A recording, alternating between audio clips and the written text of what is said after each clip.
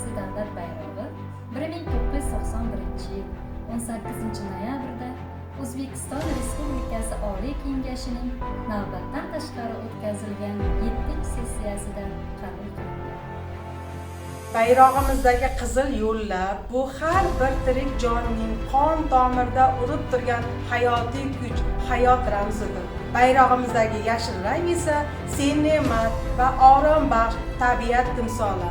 Hozirgi vaqtda butun dunyoda atrof muhitni muhofaza qilish harakatlari keng yoyilmoqda. Uning ramzi ham yashil rangimizdir. Bayroqdagi havorang zangor osmon va musaffo surat.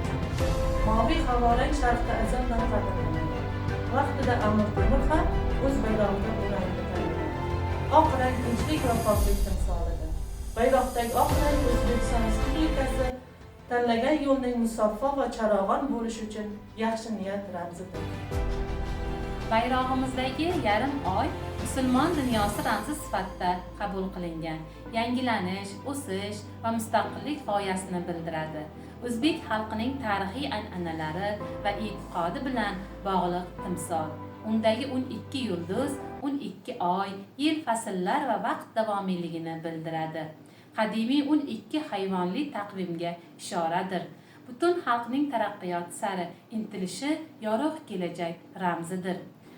Bu yulduzlar O'zbekiston xalqining tinchlik, totuvlik va baxt saodatiga intilishini ifodalaydi.